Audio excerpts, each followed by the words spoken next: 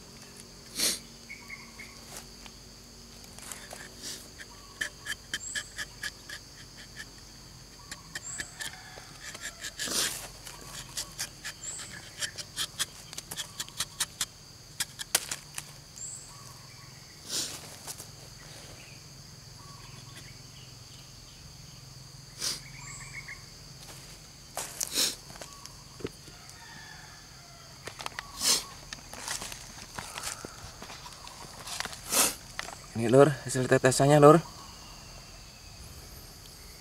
Berhubung hari mendung, Lur, kita tidak gunakan senjata kita yang panjang ini, Lur.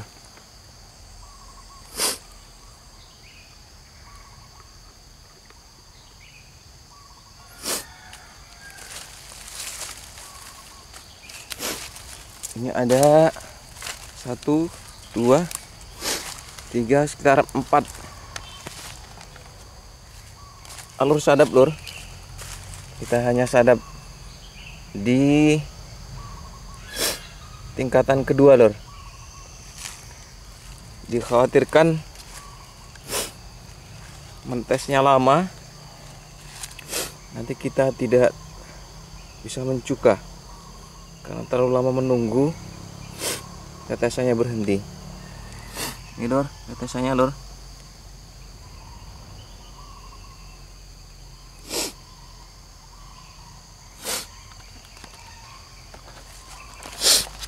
Sembari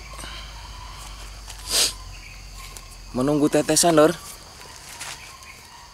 kita balik lagi bertadabbur, Lur. Buku karya Mbah Nun, Lur. Ini kitabnya, Lur. Judulnya Indonesia, Bagian dari Desa Saya. Ditulis oleh Mbah Nun ketika usia Mbah Nun ketika itu 26 tahun, tahun 1979. Di sepertinya di Jogja, Lur. Pada pertemuan sebelumnya, Lur, kita sudah membahas tentang chapter ke 12 ya, salah, Lur. Chapter ke 12 itu menyinggung tentang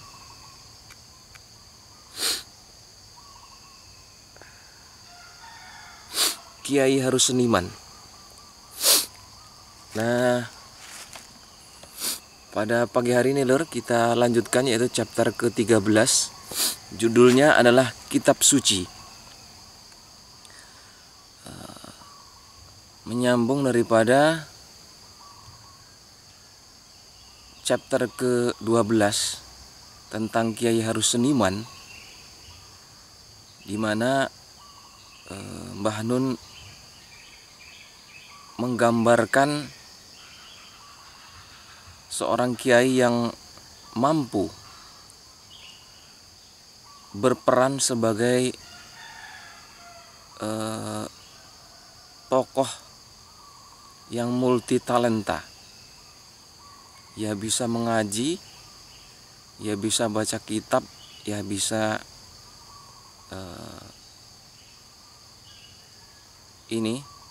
mengajar, juga mengarahkan para santrinya untuk melakukan inovasi-inovasi yang selama ini tidak dilakukan oleh santri. Dan hal itu menjadi titik poin sebenarnya menurut pentadabburan yang lewat. Nah, kali ini judulnya adalah Kitab Suci. Setelah kita coba baca Lur, di dalam chapter ke-13 ini Mbah Nun menuliskan tokoh kata ganti orang pertama di sini Lur. Kata ganti orang pertama saya, yaitu saya ya. Saya ini menjadi tokoh dalam cerita yang dituliskan oleh Mbah Nun. Nah, tokoh yang kita bahas ini pernah mengenyam ya, kuliah di Universitas Gadjah Mada di UGM, kemudian diberi satu buku lah. Di sini Mbah Nun menuliskan buku suci yang tentunya tidak dalam artian kitab suci agama ya, namun adalah buku yang menjadi acuan yang ketika buku itu jatuh, panitia peluncu di UGM naik pitam dan membentak tokoh saya ini dan menyuruh untuk menciumnya. Hal itu sama persis apa yang dilakukan oleh ibu daripada tokoh saya ini, dimana ketika Al-Qur'annya itu jatuh di waktu kecil, di waktu kanak-kanak, karena kurang berhati-hati, yaitu pelayon dari rumah menuju ke masjid. Nah, kemudian Al-Qur'annya jatuh, maka ibu daripada tokoh saya ini sangat sedih karena kitab suci Al-Qur'anul Karim itu jatuh dan sang anak disuruh untuk mencium dan nyunggi kitab suci itu di kepala sambil membaca istighfar. Ya, astagfirullah, minta maaf lah, astagfirullahaladzim. Dari dua kejadian ini menjadi awal daripada pembahasan chapter ke-13 ini, judulnya Kitab Suci. Kemudian tokoh saya ini yang ditulis oleh Mbah Nun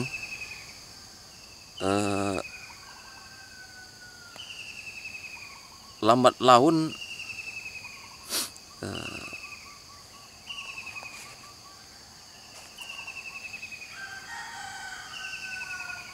melakukan tindakan yang tidak baik lah. Di sini mencuri kerai. Kerai itu sejenis lalapan sepertinya, Lor. Kemudian ibu daripada tokoh saya ini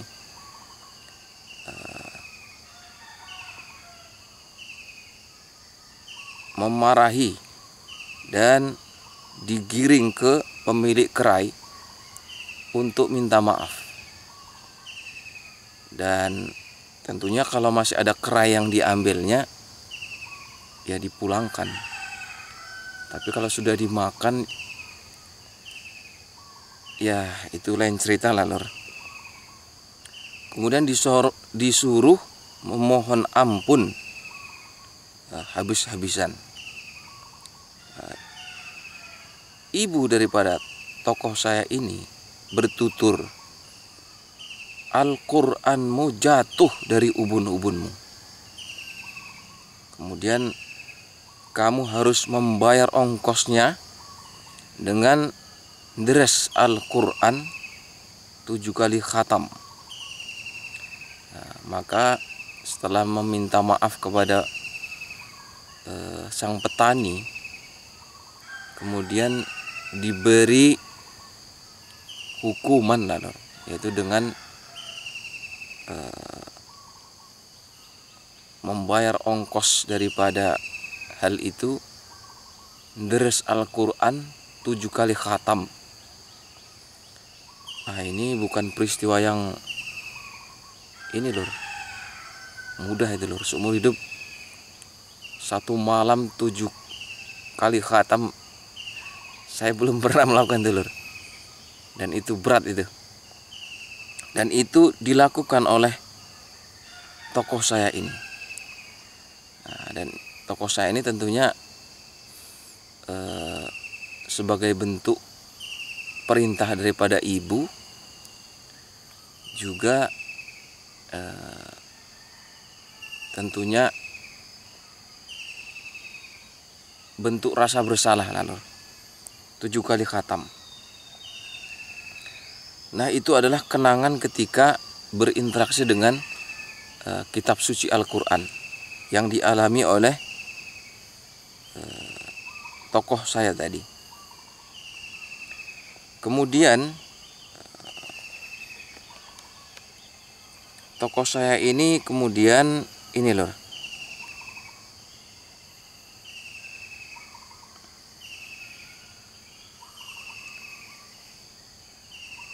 menjadi seorang pelajar. Menjadi seorang pelajar yang namanya pelajar di SMA, Lur.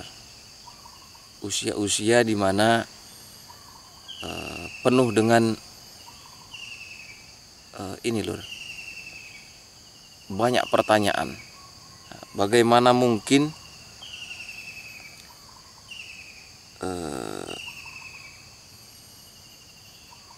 seseorang itu dihukum karena menjatuhkan buku suci tadi, kitab suci.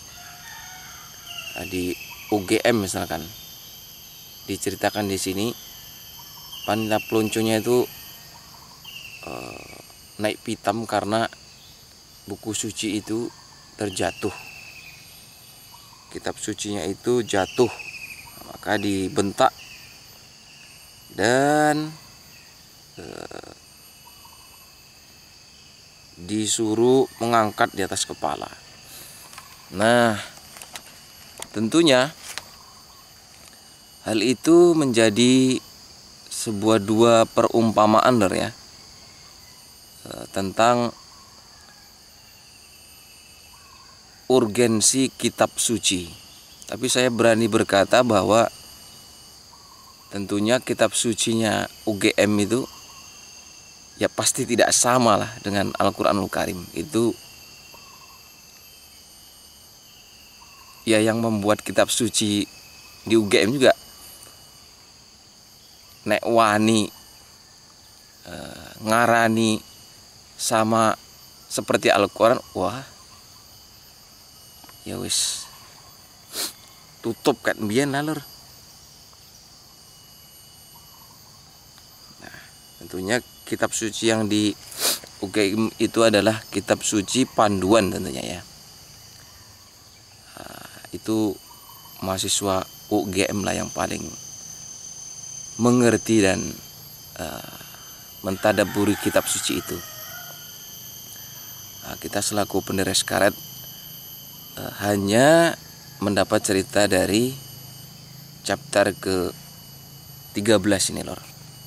Nah, kemudian Mbah Nun juga mengomentari lur ya, mengomentari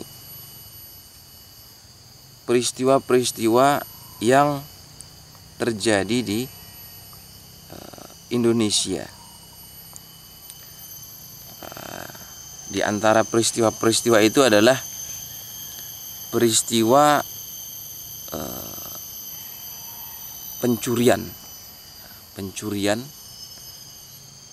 Di sini disebutkan korupsi lah ya, peristiwa korupsi.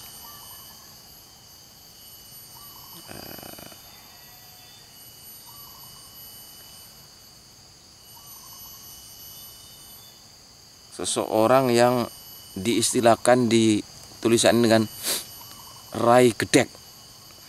Rai gedek itu kata ganti daripada tidak tahu malu lah. Rai gedek. Kemudian Mbah Nun juga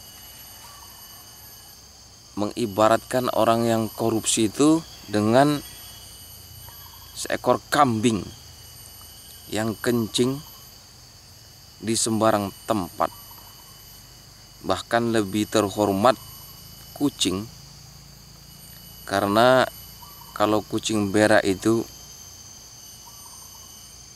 tempatnya itu diuruk atau dipendam.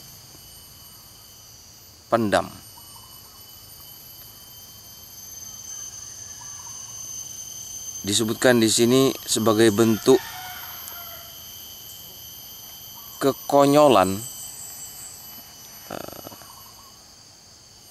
kepala yang setengah mati nyunggi kitab suci, bibir dengan mesra menciumnya. Tetapi kok sang perut saja yang dikasih perhatian berlebih. Sang perut yang selalu dapat dispensasi. Sang kepala dan bibir bisa sakit hati, merasa tak diperlakukan secara adil, dianaktirikan, tak dipikirkan nasibnya. Salah-salah dia bisa jadi ekstremis, anarkis, dan mulai menyukai teror. Menyukai teror lur. Wah, ngeri nih lur. Nah, ini adalah sebuah gambaran tentang Indonesia nih lor. Ini terjadi tentunya di era Orde Baru lah ya. Orde Baru, Orde Lama, sikus loro-lorone lah. Menora angel-angel terjadi di Orde Baru dan Orde Lama. Seandainya pusat hanya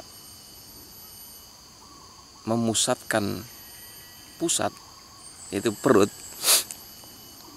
maka yang lain seperti rambut, kumis, jenggot, bulu hidung, ketiak, dan bulu-bulu lainnya akan melakukan hal-hal yang cenderung ini lor, ekstrim, anarki, dan teror. Ekstrim, anarki, teror. Bahasa Indonesianya adalah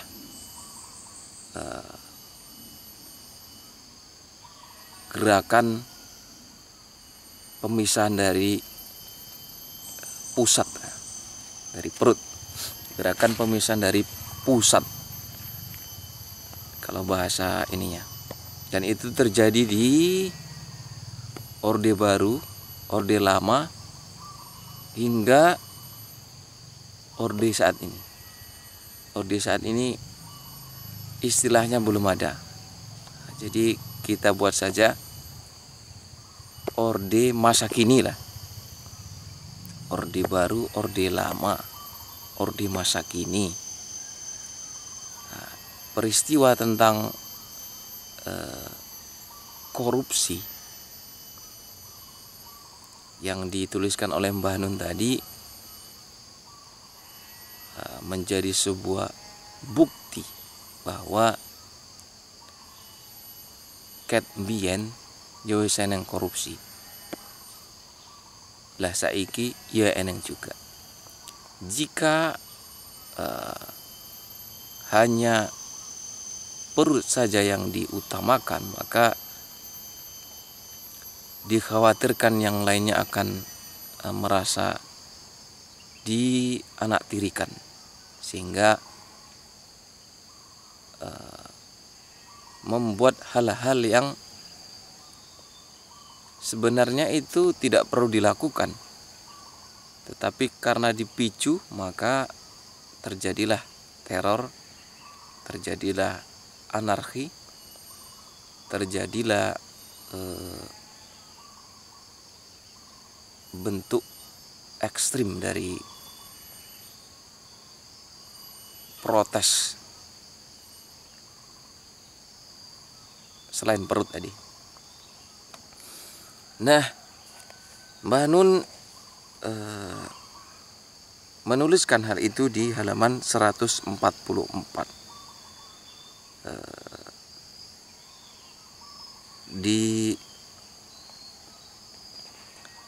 Disebutkan di sini bahwa hal itu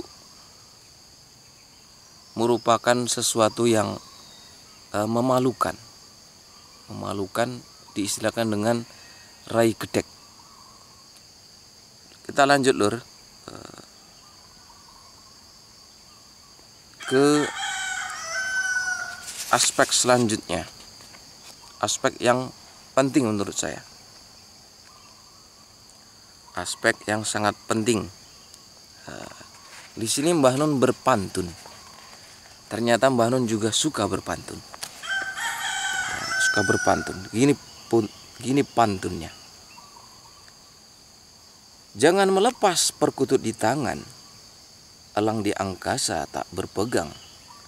Beragama itu utuh, total, hidup kan juga utuh. Ya emosional, ya intelektual, ya romantis, ya nyelkutis, ya semuanya. Nah, itu pantunnya lor. Dari pantun ini kita dapat mengambil bahwa pantun ini didasari dari sebuah peristiwa di mana ada seseorang yang datang di sebuah kampung, di sebuah desa, kemudian menyebarkan tata cara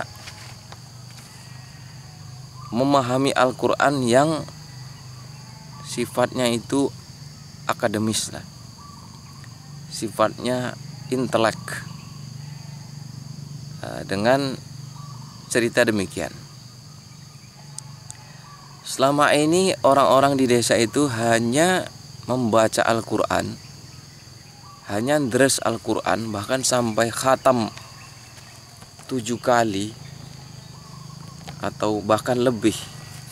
Dan peristiwa itu memang saya alami juga lor ya. Di bulan puasa itu paling tidak dalam 1 bulan itu ada 2 kali khatam, dan itu dibaca oleh orang-orang di pedesaan. Dan di kota sepertinya juga dilakukan, tetapi di desa itu menjadi sebuah adat yang tentunya lebih tua dibandingkan kota, karena kota itu dari sejarahnya tentunya belakangan. Yang pertama itu tentunya desa. Nah, ini juga menjadi dasar sepertinya lor, penulisan buku Indonesia bagian dari desa saya, karena sebelum ada Indonesia tentunya desa terlebih dahulu adanya. Ya wong urip orang mungkin langsung sekian puluh juta ya ora.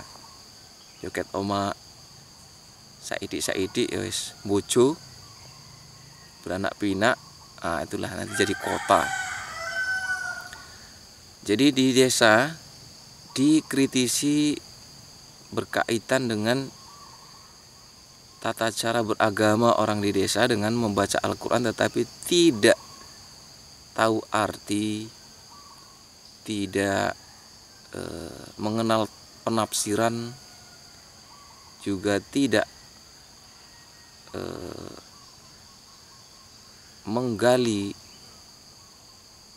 secara akademis, secara intelektual. Maka di sini Mbah Nun berpantun. Kita baca lagi lah. Jangan melepaskan perkutut di tangan, elang di angkasa tak berpegang. Beragama itu mudah, total hidupkan juga utuh.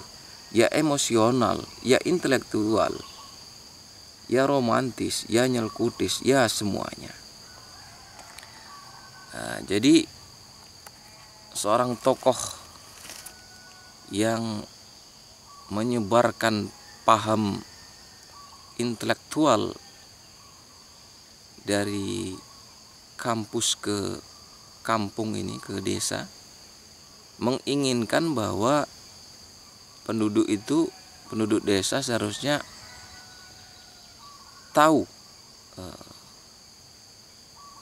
arti daripada Al-Quran dengan ungkapan, buat apa capek-capek baca Al-Quran tetapi tidak tahu artinya, tidak tahu bahasa Arab, tidak tahu tafsirnya. Nah, disinilah letak dua tempat duduk. Yang satu duduk di romantisme terhadap Al-Quran dengan menciumnya, kemudian deres Al-Quran berkali-kali, kemudian menikmati proses deres itu. Yang satu lagi duduk di penghayatan tentang Al-Quran dari arti, kemudian makna, terus dilanjutkan ke penafsiran, baik tafsir bil riwayah, bil riwayah, iya kayaknya lah, birro'yi, bidiroyah, bil ma'thur, kemudian bil apa lagi lah, tafsir-tafsir yang begitu banyak itu, dan tentunya hanya digeluti oleh tokoh-tokoh agama yang memumpuni, karena tafsir riwayah itu tentunya menggunakan riwayat dari Rasulullah yang menjelaskan tentang satu atau dua ayat yang berkaitan ya. Dan hal itu tidak dilakukan oleh orang desa. Tetapi kalau di dunia pesantren tentunya melakukan, meskipun pesantren itu di pedesaan. Tetapi ini yang dikritisi oleh tokoh ini adalah orang-orang desa. Disinilah letak dua tempat duduk. Yang satu diduduk di romantisme terhadap Al-Quran. Yang satu lagi di intelektualisme terhadap Al-Quran. Yang satunya di hati, yang satunya di kepala. Nah, Mbah Nun mencoba untuk menggatukkan, yaitu antara romantisme dan intelektual. Dua-duanya penting dan kita tidak perlu untuk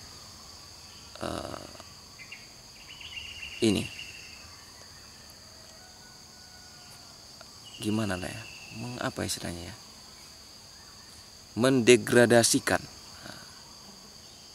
antara tempat duduk yang satu dan tempat duduk yang lainnya. Begitu pula yang romantisme, buat apa ini tahu arti, tahu makna, tahu penafsiran, tetapi satu hari aja nggak bisa khatam sampai 7 kali.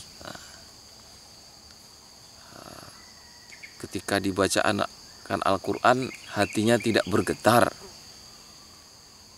padahal katanya paham ayat.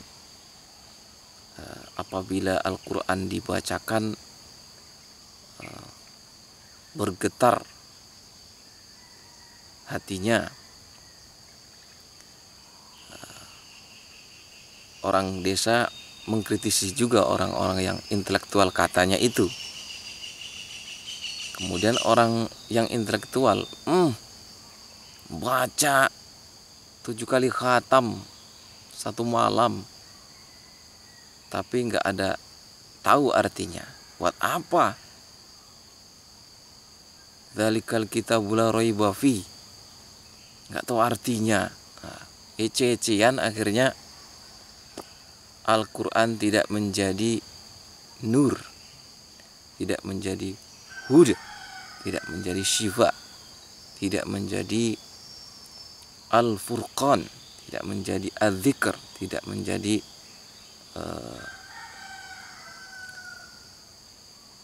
sesuatu yang bisa menyolusikan masalah dalam kehidupan.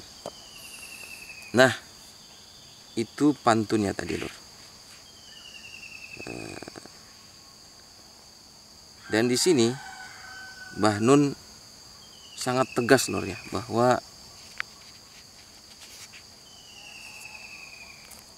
memahami Al-Quran malah yang iki, Lur, yang ulet bulu.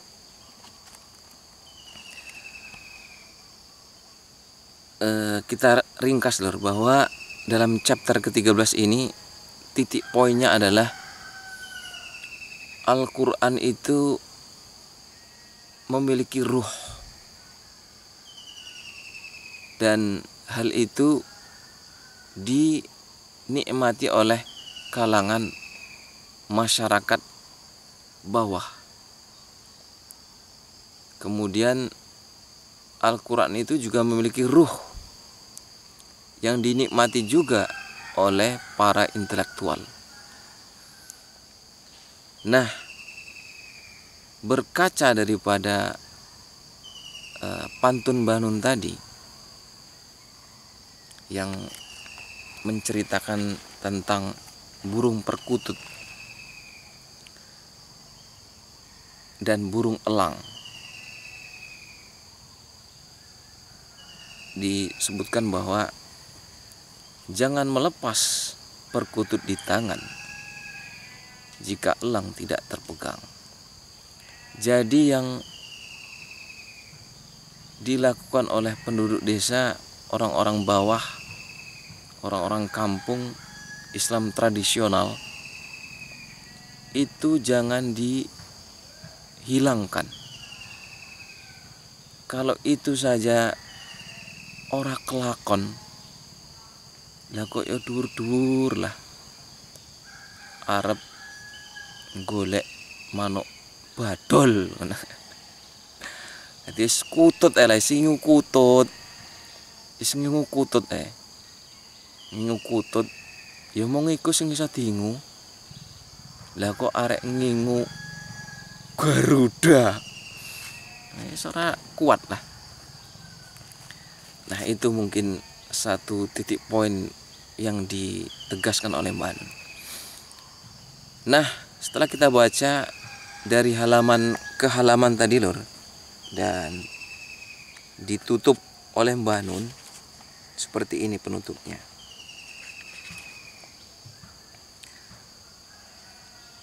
Cinta sama Tuhan, tentunya sama pencipta kita lah ya, kan tidak berarti harus seharian ngutak-ngutak di depan sajadah dan Al-Quran. Belajar ilmu peternakan kan juga berarti mempelajari Al-Quran.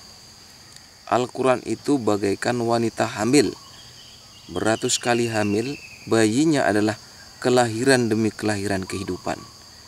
Beratus kali bahkan beribu kali, tetapi terjadi dalam hidup kita yang hanya sekali. Nah, itu tulisan penutup daripada chapter ke-13 ini, yang judulnya adalah ini, Kitab Suci. Nah, setelah kita baca tadi Lur, kita coba untuk simpulkan dari satu peristiwa ke peristiwa selanjutnya dari tokoh saya yang di flashbackkan ke masa silam, di mana tokoh saya ini sudah masuk ke dunia universitas dan bersinggungan dengan panitia peluncunya. Panitia iki jangan gelem lunga lah. Iki larep ngopo toh? Sini apa? Tole.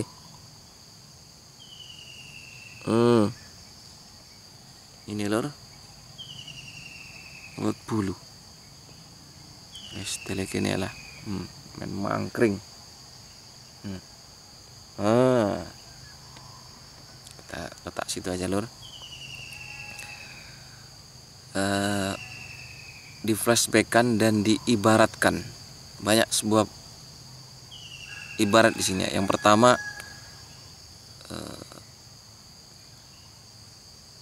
Islam intelektual, Islam emosional atau ruh atau romantisme, itu diibaratkan oleh Mbah Nun ketika Mbah Nun menuliskan tokoh saya ini masih kecil. Nah, itu Islam romantisme, emosional, ruh yang digali. Kemudian masuk ke dunia universitas, maka yang digali itu Islam intelektualitas atau intelektualis lah, intelektualis atau wis enggak tahulah, pokoknya yang kayak gitulah. Jadi dua poin ini diibaratkan oleh Mbah Nun yang tidak perlu bentrok-bentrokkan. Yang kedua, burung perkutut dan burung elang. Kalau perkutut di tangan tak terpegang, jangan pula menggapai burung elang. Nah, itu sebuah ibarat atau perumpamaan. Kalau baca Al-Quran deres 7 kali khatam, itu saja tidak teraplikasikan, tidak teramalkan oleh masyarakat penduduk Muslim Indonesia. Nah, maka step yang selanjutnya, yaitu step menggapai elang tadi, itu susah untuk digapai. Nah, demikian Lor. Kemudian Mbah Nun juga menyikapi bahwa Al-Quran itu sesuatu yang menjadi acuan dalam hidup. Dan ketika bertolak belakang dengan Al-Quran, maka ada konsekuensi yang harus dijalani oleh orang tersebut. Nah, berbicara tentang Al-Quranul Karim Lur, tentunya saya pribadi tidak luput dari ini Lur, hukuman-hukuman yang seharusnya saya terhukum karena kelalaian terhadap Al-Quran tadi. Nah, siapapun kita tentunya pastinya jika dihadapkan dengan Al-Quran maka tidak ada yang bersih. Karena kita tentunya ya memiliki kesalahan-kesalahan. Nah, Al-Quran itu menjadi sebuah panduan jalan hidup bagi kita untuk balik lagi, supaya kita menempuh jalan yang lurus. Nah, seperti itulah gambaran daripada apa yang ditulis oleh Mbah Nun dalam chapter ke-13 ini.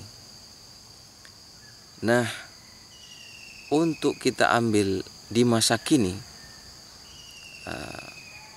jika di tahun 1979 Mbah Nun telah menulis ada gerakan dari tokoh-tokoh intelektual itu menyikapi Islam tradisional dengan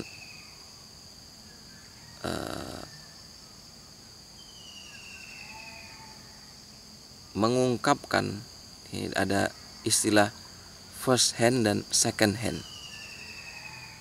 Di sini tentang orang-orang yang tidak mampu mentelaah Al-Quranul Karim dari sisi arti, makna, tafsir, dan lain sebagainya. Itu sudah terjadi. Ada gerakan seperti itu, dan Mbah Nun mencoba untuk menyatukannya, ya emosional, ya intelektual. Di masa kini, gerakan-gerakan Islam itu sangat masif, sampai-sampai rebutan pengikut. Kalau kita amati di era masa kini ini,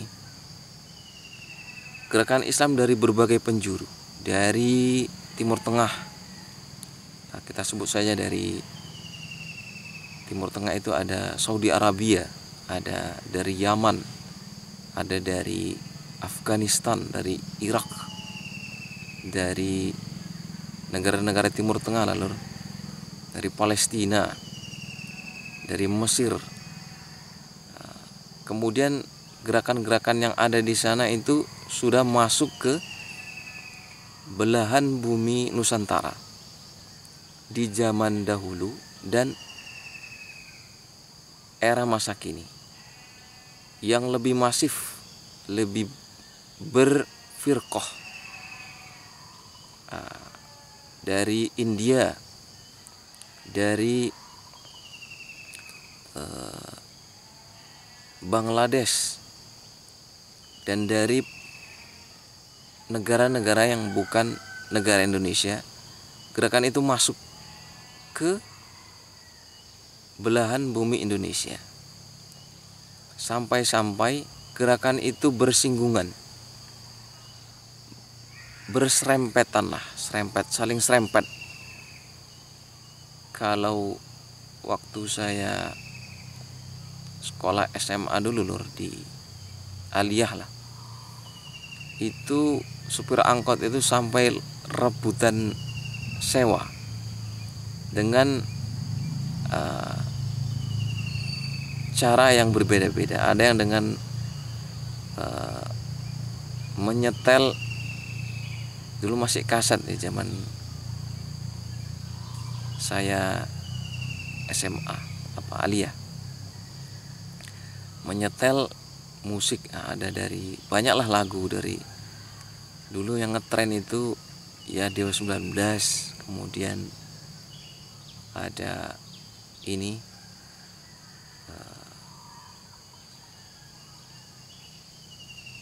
Peter Pan, ada pokoknya banyak lah lur. Nah, tentunya itu memikat jiwa-jiwa muda untuk masuk ke angkot itu. Dan di angkot yang selanjutnya dengan cara menghidupkan bassnya yang lebih bagus, belum sound horek waktu itu lur, tapi sudah jedak jeduk lah lur, tuh tuh tuh. Nah, itu kalau di dalam angkot itu ada yang jamrut, suka yang keras-keras, nah itu masuklah ke situ. Jadi saat ini gerakan Islam itu sudah bersinggungan satu dengan yang lain,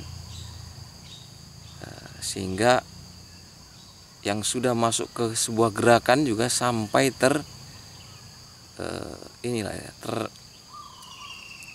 terdakwahi oleh gerakan dari gerakan lain. Jadi akhirnya sibuk ini lur, rebutan pengikut.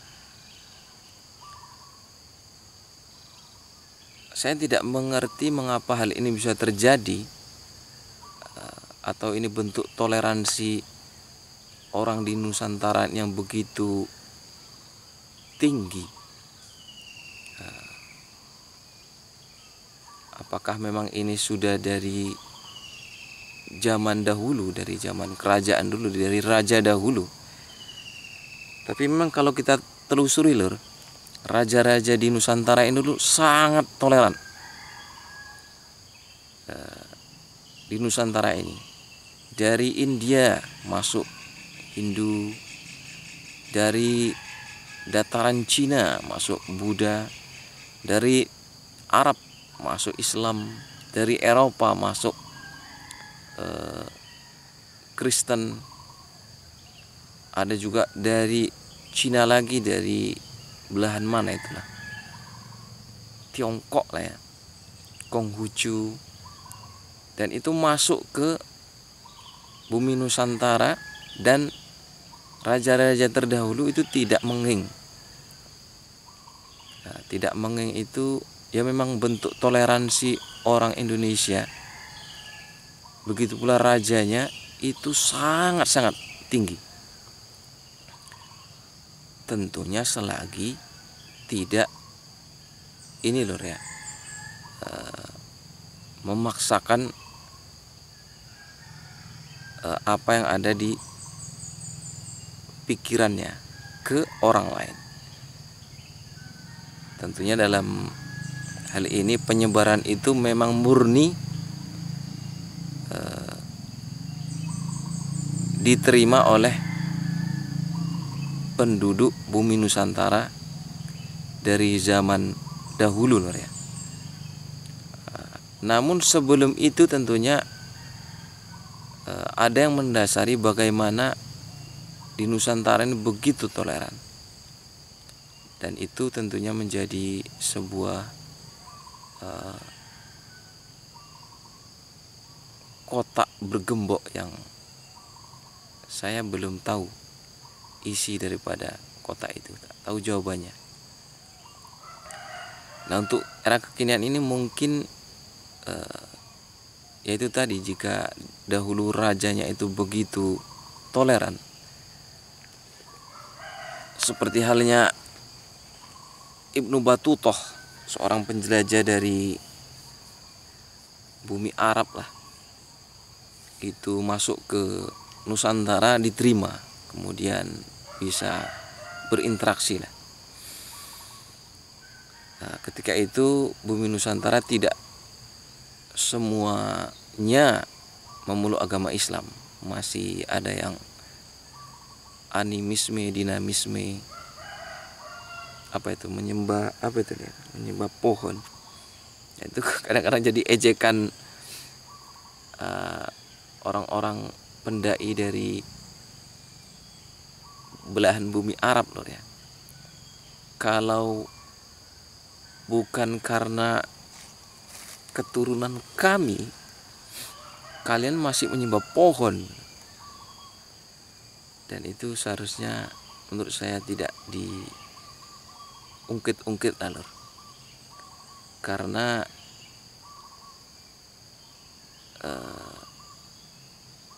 pendahulu daripada Raja Bumi Nusantara ini karena begitu tolerannya, sehingga membolehkan untuk berdakwah di Indonesia ini. kalau karena tidak toleran raja-raja di Nusantara terdahulu, ya urung karuan dah lor. Kita balik lagi lah, kalau kita ungkit itu sensitif lor. Tidak bagus. Untuk masa kini gerakan-gerakan yang masif tadi tentunya itu menjadi pembelajaran. Kita sebut sajalah gerakan-gerakan biar agak jelas lah kan. Seperti gerakan Al-Ikhwan, Al-Muslimun, kemudian ada gerakan Hizbut Tahrir. Dua aja lah, nanti banyak yang disinggung.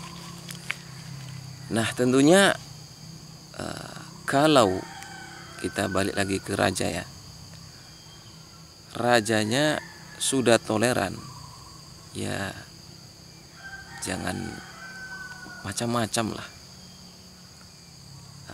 Ada istilah orang Nusantara kan, sudah dikasih hati minta hempala minta apalah gitu, minta rempelo entah. Iyalah kalau minta rempelo. Jadi jangan sampai hal itu dilakukan. Karena kestabilan masyarakat ini jika tak stabil, itu bergoyang kapal ini. Nah itu satu pentadaburan di masa kini lor. Dan pentadaburan yang kedua dari chapter ke-13 yang ditulis oleh Mbah Nun ini adalah bagaimana Mbah Nun mampu memposisikan Al-Quran ini bukan sebagai ini loh ya, kar. Kalau dalam dunia game ada AWM, ada kar, ada Bareta, ada M24, ada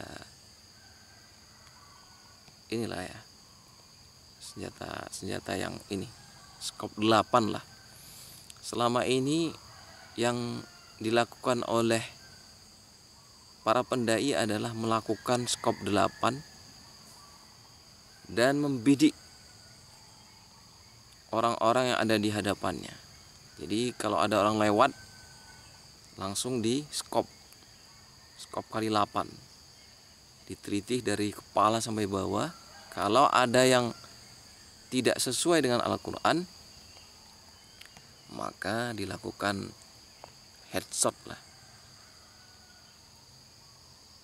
Nah, Mbah Nun tidak menuliskan hal demikian dalam chapter ke-13 ini. Mbah Nun mencoba untuk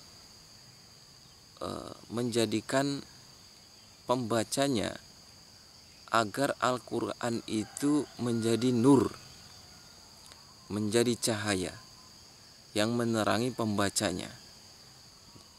Selama ini kan kita buka Al-Quran, tapi Al-Quran kita hadapkan ke orang lain, ibarat center lah ya. Kalau skop 8 mungkin anak-anak gamer lah yang ini lor ya, mudeng gitu. Selama ini kita center lah, main gampang center. Selama ini Al-Quran itu bak center yang menyenter orang. Salah, langsung misalkan dengan kata ungkapan ya hukum Islam lah, hukum Islam ada haram misalkan. Atau yang terbaru ini adalah langsung wah bid'ah, seperti itulah. Dan itu ya memang kalau kita telusuri di literatur yang ditulis oleh para ulama, yaitu ya ada. Nah, kita runtun lagi, tentunya itu dari kalangan kelompok A misalkan. Nah, demikianlah apanya. metode dakwahnya itu, metode penyampaian penyaluran Al-Quran ke masyarakat. Di Al-Quran itu dijadikan center untuk menyantri orang lain. Mbah Nun berbeda. Mbah Nun mencoba untuk ketika kita membaca Al-Quran itu kita hadapkan ke kita sendiri. Jadi ibarat center itu ya kita senterkan sendiri. Ginilah kalau gampangannya lor. Ini kan kamera. Nek tak hadapke nang raiku ini kan. Yo aku sengketok. Nah, itu yang disarankan oleh Mbah Nun. Ojo mbok celorotke nang kono. Dadi kowe lali awakmu dhewe nek kowe ku ya kesalahanmu ku sak irang-irang, tapi kowe nek ndelok wong liya wis salah kabeh. Nah, jadi celorotkan ke kita sendiri. Jadikan Al-Quran itu adalah nur, mencahayai diri kita yang kelam ini. Nah, kalau meskipun Anda berkulit putih, ya nggak apa-apa, celorotkan saja ke diri kita. Kalau tidak demikian maka Al-Quran kita tidak dapat nur daripada Al-Quranul Karim tadi. Kalau istilah Melayunya semut di ujung dunia tampak begitu jelas, sedangkan gajah di pelupuk mata tak terlihat. Nah, itu ini ya istilah orang Melayu. Nah, hendaknya Al-Quran itu tajamnya itu untuk yang utama lur ya. Tajamnya itu untuk diri sendiri. Nah, jangan tajam ke orang lain, tumpul ke diri sendiri. Nah, aspek Al-Quran ini Mbah Nun dalam chapter ke-9 ini mengindikasikan mampu untuk membenahi dari aspek manapun saja. Aspek sosial, aspek budaya, aspek ketatanegaraan, aspek spiritual, dan berbagai aspek lainnya. Dengan metode Al-Quran itu menjadi nur, sehingga mampu mencahayai kita.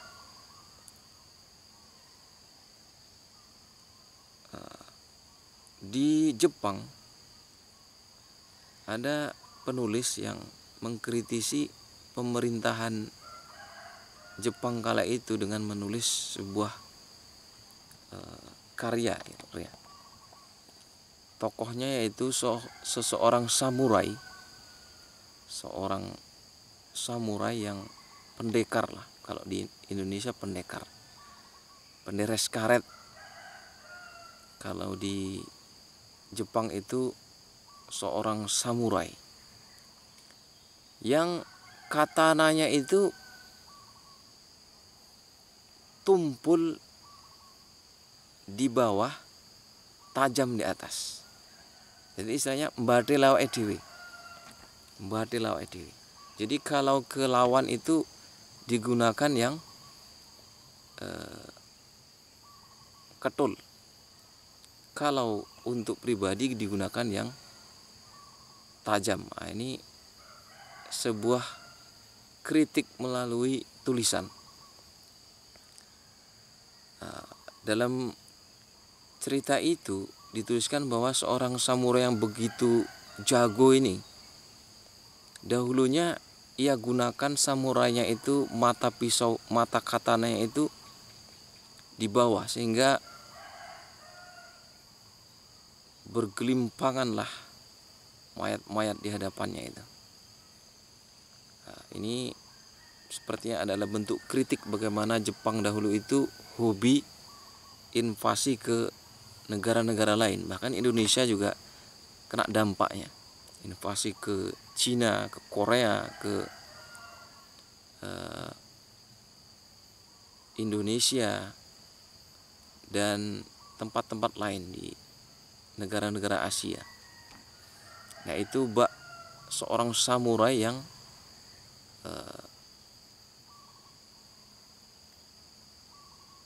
menggunakan katananya itu tajam di bawah.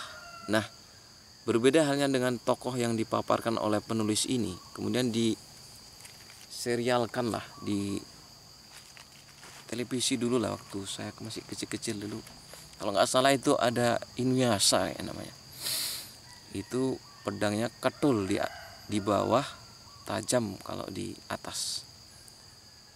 Nah, itu bukan karena tidak jago, tapi saking jagonya loh. Nah, itu menjadi sebuah permisalan juga loh. Ibaratnya seperti itulah hendaknya Al-Quran itu hendaknya tajam ke diri kita sebelum tajam ke orang lain. Nah, jika hukum di Indonesia ini Menko Polhukamnya adalah seorang Inuyasha, maka hal itu bisa memperbaiki carut marut yang terjadi saat ini. Begitu pula pejabat-pejabatnya, jika pejabatnya itu adalah seorang Inuyasha, maka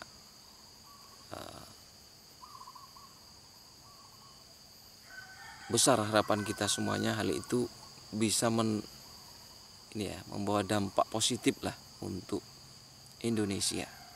Nah, karena ini kan judulnya kan Indonesia bagian dari desa saya loh. Kok kalau nggak dikaitkan dengan Indonesia kok rasanya kok cebleh kan. Jadi demikian, mudah-mudahan Menko Polhukam yang kosong saat ini adalah seorang Inuyasha. Kalau ada jarum yang patah, jangan disimpan di dalam peti. Kalau ada tutur kata yang salah, mohon kiranya dimengerti. Kalau ada sumur di ladang, bolehlah kita menumpang mandi. Kalau ada umur yang panjang, insya Allah kita berjumpa lagi. Kalau ada perkutut di tangan, jangan coba dilepaskan. Kalau ada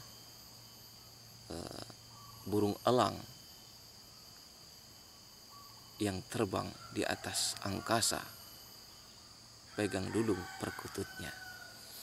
Agak susah loh buat pantun kayak Mbah Nun tadi. Nanti kita hafalkan pantun daripada Mbah Nun. Sekian lur. Terima kasih. Assalamualaikum warahmatullahi wabarakatuh lur.